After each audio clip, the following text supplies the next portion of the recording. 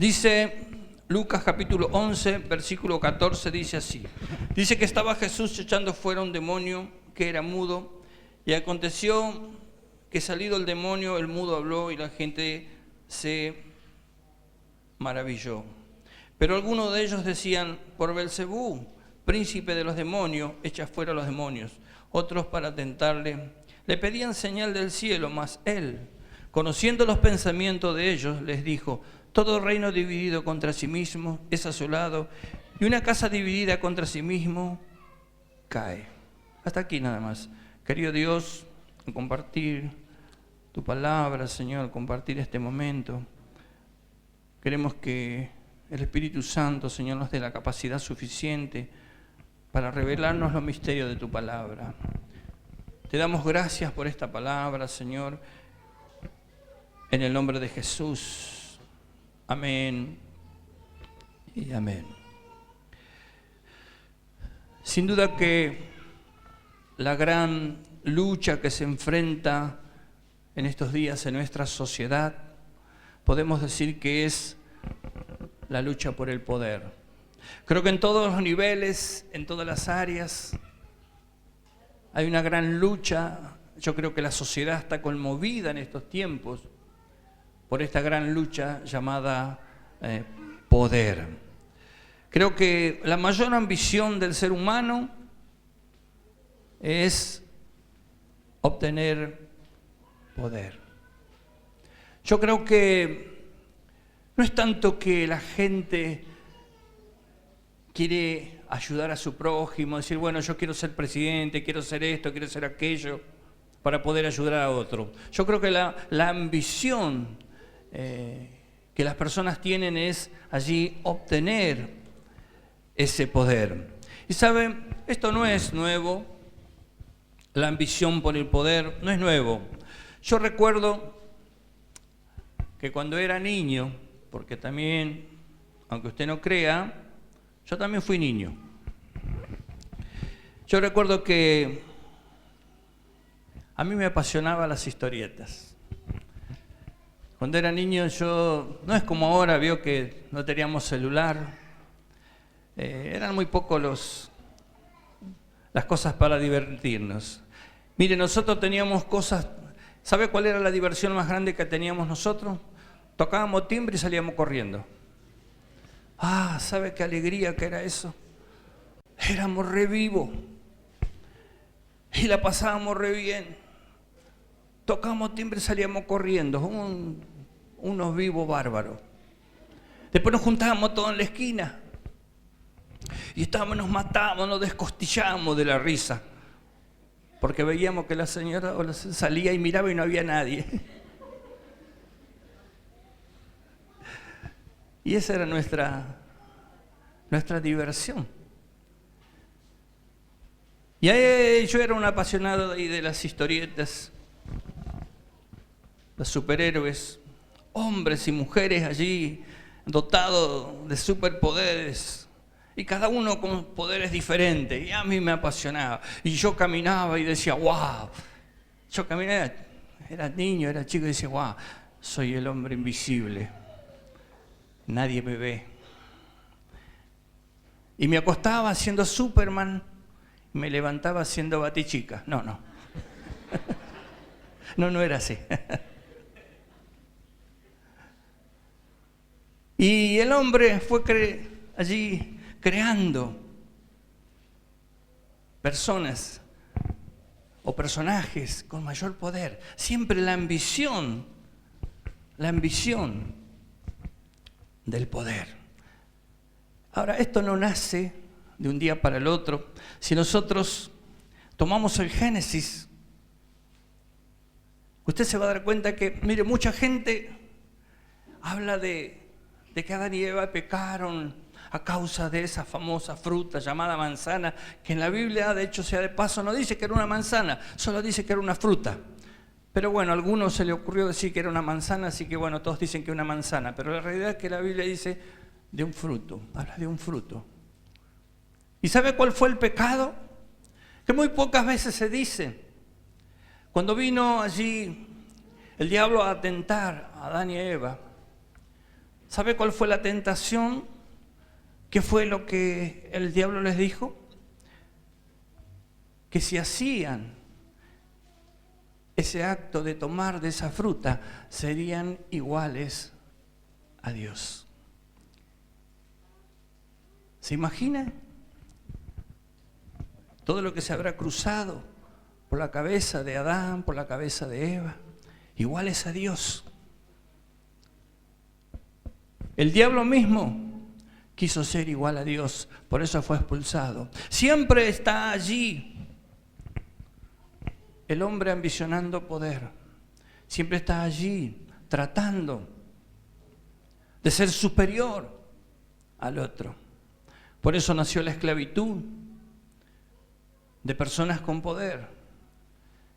Por eso Jesús, en Hechos capítulo 1, versículo 8, conociendo la ambición de las personas, lo primero que le dijo fue: y recibiréis poder cuando haya venido el Espíritu Santo sobre vosotros. Porque Jesús conocía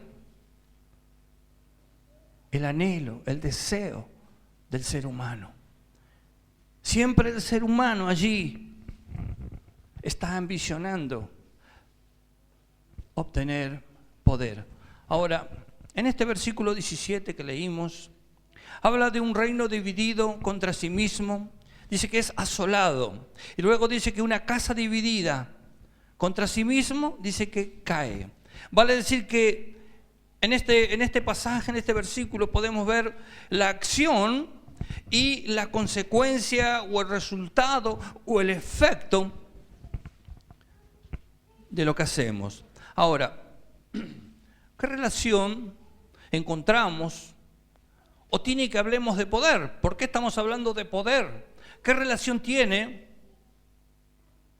este pasaje cuando nosotros nos ponemos a hablar acerca de poder?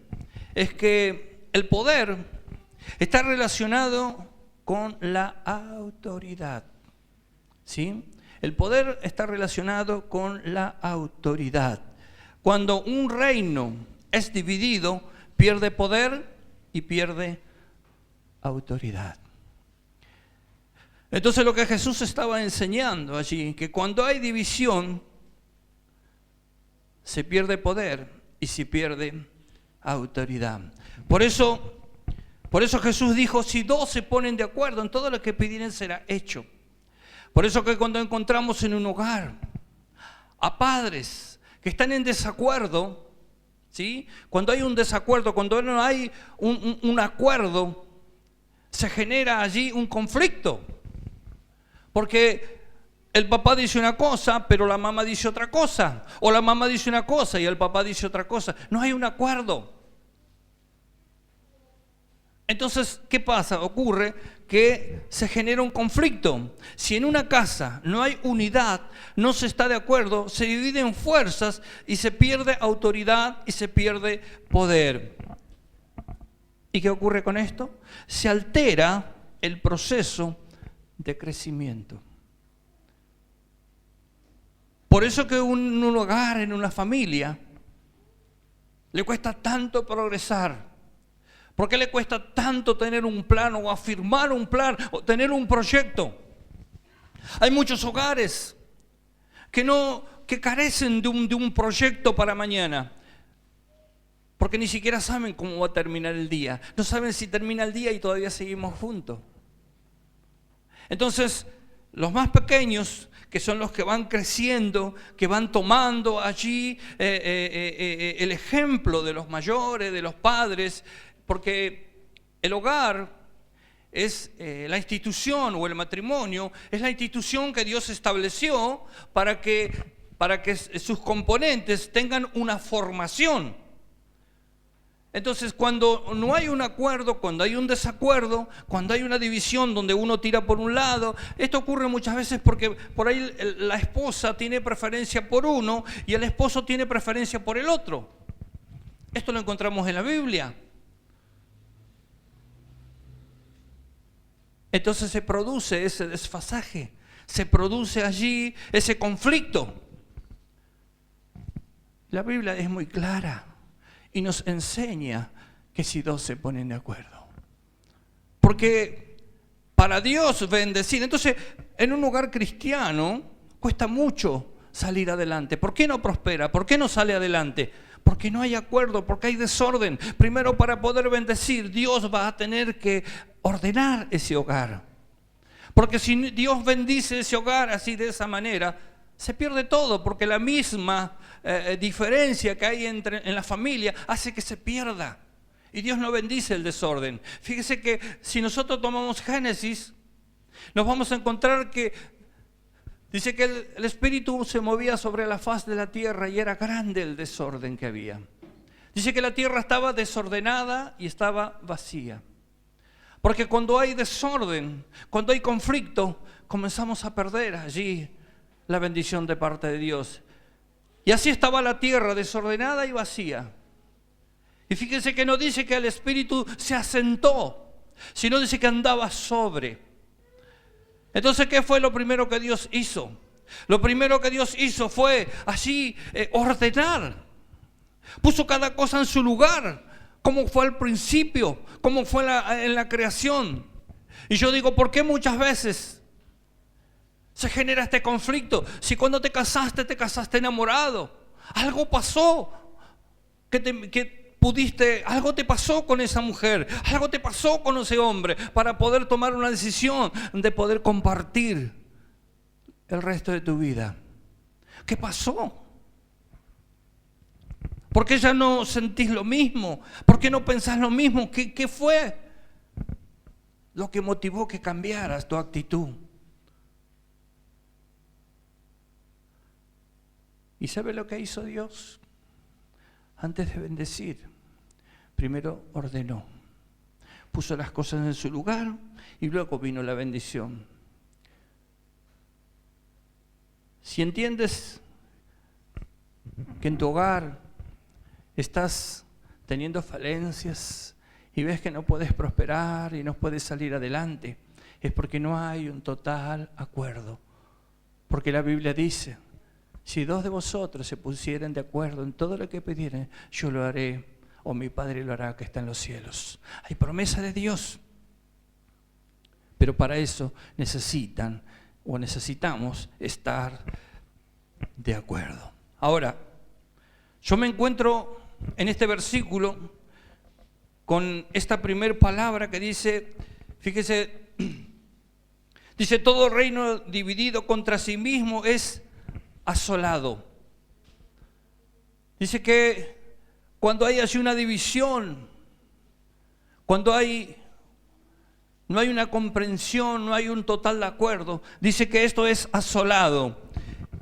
El diccionario de la lengua castellana dice que habla de la palabra asolado como, dice, poner por el suelo, dice también que es un viento que seca los campos, arruina los frutos y produce sequía.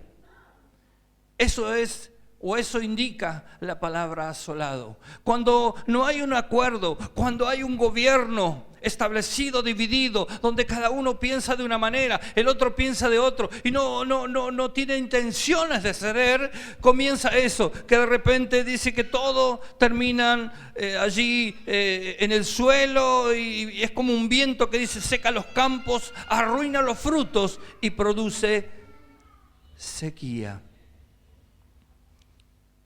Y luego sigue diciendo, dice, es asolado, y una casa dividida contra sí mismo tiene como consecuencia de que se cae.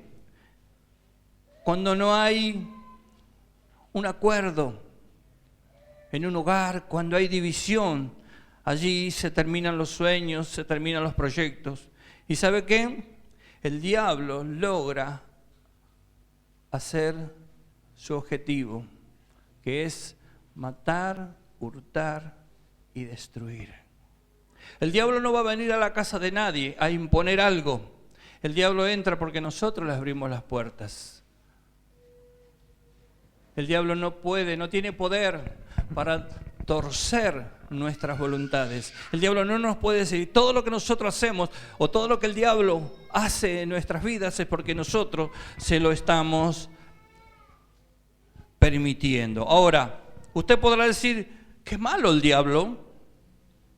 ¿Cómo es que el diablo viene para hacer eso? Para matar, hurtar y destruir. Pero ¿sabe qué encuentro? En este pasaje que leímos encuentro otra verdad. Fíjese lo que dice. Dice, todo reino dividido contra sí mismo es asolado, y una casa dividida contra sí misma se cae. ¿Qué es lo que me está indicando? Dice contra sí misma. No es que viene de afuera. Hay una división por causa de los integrantes. La división. O si un hogar, un matrimonio, una familia se cae, es por culpa de los integrantes. No es porque alguien vino. Porque en vuestra casa ustedes son los que guardan el hogar. Son los que determinan cómo será en vuestra casa. Todos aquellos que viven bajo ese techo deben vivir y regir bajo lo que los padres están o han establecido para tal. Ahora, cuando Jesús enseña allí el Padre Nuestro, en un momento dado dice, venga tu reino, hágase tu voluntad, como en el cielo, ¿sí? Como en el cielo. Jesús estaba enseñando un modelo, ¿sí? Jesús estaba enseñando, como dice, así como en el cielo, así también en la tierra. Jesús enseñó y habló mucho acerca del reino, habló mucho acerca del gobierno. Fuimos llamados a hacer gobierno, fuimos llamados allí a ejercer autoridad. Pero nosotros no podemos demandar autoridad hacia afuera cuando nosotros no tenemos una casa ordenada. Cuando los que están dentro del hogar no están de acuerdo. Y fíjese, amados, que quiero que entienda que no estoy hablando, cuando hablo de orden, no estoy hablando si están casados o no están casados. Absolutamente. Estoy hablando de dos personas que se juntan, se casan, que están juntos, que tienen hijos. Hablo de ese hogar, hablo de esa casa, hablo de esa institución. Y que la familia es allí la parte fundamental para el crecimiento de sus componentes. Y cada uno debe ejercer su responsabilidad. Muchas veces cometemos el error como padres. Tenemos uno de nuestros hijos y le damos la responsabilidad. Cuida a tus hermanitos porque son más grandes. No. El que es hijo, es hijo. Cada uno tiene que tener su responsabilidad, porque si no hay un desequilibrio. Les contaba en una predicación hace poco de cómo el vínculo que había entre Isaac y Abraham, el respeto, el temor que tenía Isaac hacia la vida de su padre. Como cuando iban subiendo ese monte allí donde Abraham tenía que sacrificar a Isaac, en un momento dado se produce esta conversación donde dice: Padre, está todo preparado, está la leña, tenemos el lugar, pero ¿dónde está el corderito para el sacrificio?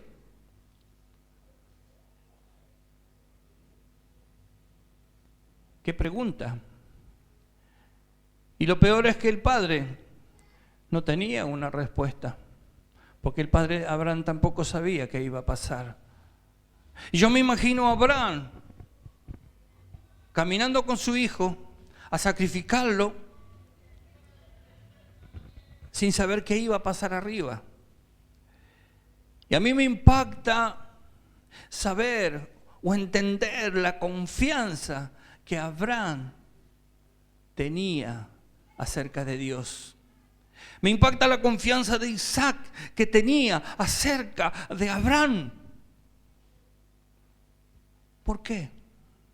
Porque así como Abraham conocía a Dios y sabía de que Dios no lo iba a defraudar, así Abraham entendía y estaba confiado en Dios, que no iba a hacer Dios algo que iba a perjudicar a Abraham. Así Isaac también tenía una confianza en su padre Abraham. ¿Por qué?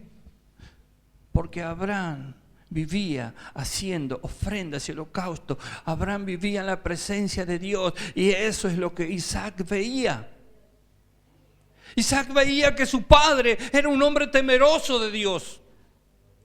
Entonces decía, bueno, no sé, no entiendo, diría Isaac, lo que mi padre está haciendo, pero voy a confiar. Sé que él no va a permitir que me pase algo que me vaya a lastimar. Y Abraham, por otro lado, tenía su pensamiento: yo sé que mi Dios me ama y jamás permitiría que yo sufra.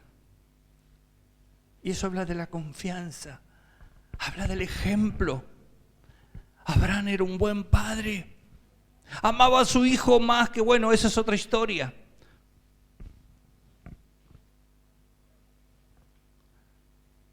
Pero ¿te has ganado la confianza de tus hijos? ¿Te has ganado la confianza de tu esposa?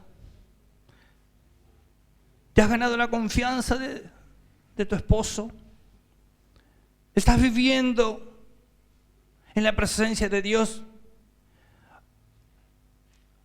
Una de los peores flagelos que destruyen los hogares son los celos. ¡Wow! Esto sí que es...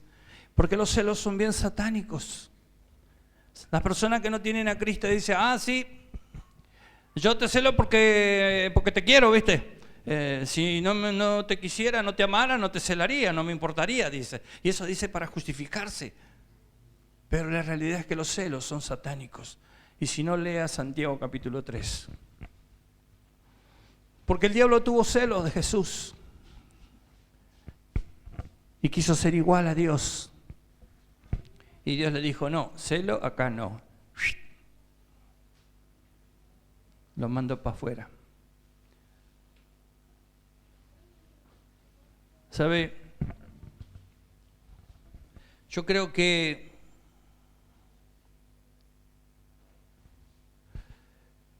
hoy podemos tomar ese modelo establecido por Dios y aplicarlo en nuestro hogar. Ese modelo donde Jesús dejó establecido que todo lo que pasa en el cielo pase en nuestro hogar.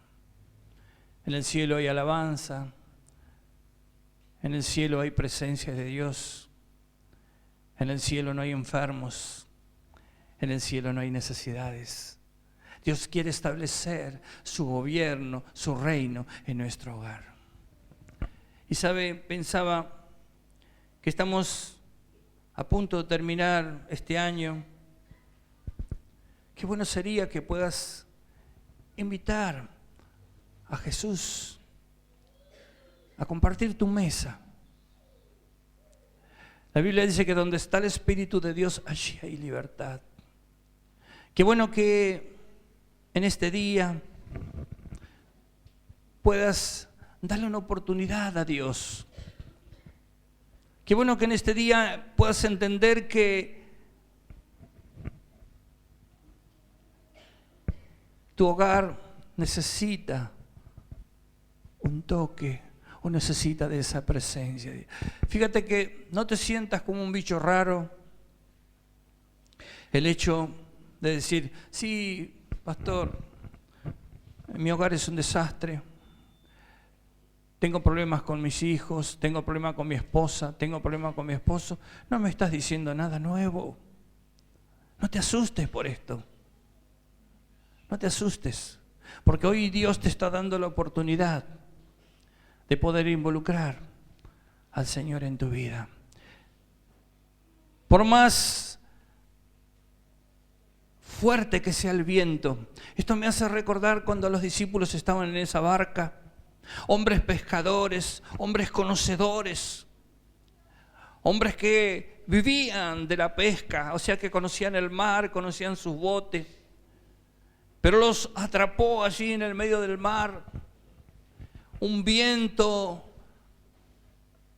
un tiempo feo donde los fueron superados. Y muchas veces nosotros somos superados. Muchas veces hay cosas que no podemos controlarnos. Y sabe, había un detalle. Jesús estaba en ese bote. Pero Jesús estaba allí tranquilo. ¿Por qué Jesús no hacía nada? Porque sus discípulos no se lo pidieron. En un momento ellos se dieron cuenta que eran superados y que ese viento, esa tempestad, les iba a hacer perder lo que más amaban, que era su vida y su bote. Ellos vivían. Si ese bote se hundía, para ellos era trágico, porque ellos vivían de la pesca. Yo te digo en este día, si piensas o estás pasando por una situación como la de estos discípulos, que piensas que todo se viene abajo, que estás a punto de perder lo más preciado, yo quiero desafiarte en este día a que le digas a Jesús: ayúdame a calmar esta tempestad. Dice que cuando los discípulos fueron y despertaron allí y levantaron a Jesús, dice que Jesús se levantó la mano y dijo al mar: calla, enmudece. Y dice que el mar se calmó y todo fue bonanza, tranquilidad, paz. Yo no quiero irme de este lugar en este día sin antes desafiarte para que puedas terminar bien en este año, para que puedas involucrar a ese Jesús y puedas decirle: Señor, yo necesito que tú calmes esta tempestad. Yo necesito tener un hogar de acuerdo. Hace mucho que no soy feliz. Hace mucho que no sonrío. Hace mucho que no veo a mi esposa, a mi esposo sonreír. Y no es casualidad que tú estés escuchando esta palabra. Cierra tus ojos por un momento. Tú puedes estar viviendo un caos en tu hogar, en tu matrimonio. Y piensas: se acerca tan poco, falta tan poco para terminar este año. Y lo más probable es que el deseo, el anhelo de tu corazón sea sentar a tu mesa a aquellos que tú amas. Si estás disgustado con uno de tus hijos, un familiar, no sé, una cuñada, tío, suegros, este es el momento. Este es el momento para que esta situación cambie. Una casa dividida se cae. Tú puedes levantar tu casa, tu hogar y terminar este año como Dios lo ha establecido, con paz. Así como Jesús se levantó, levantó sus manos allí y calmó esa tempestad. Así Jesús en este día puede calmar y hacer que al final de este año tú puedas levantar tu copa y decir: gracias, Dios, porque tú viniste a mi hogar, viniste a mi vida. Y todo lo que era asolado y todo lo que tenía intenciones de caerse, hoy no solo se levanta, sino que hoy comienzan unos nuevos sueños.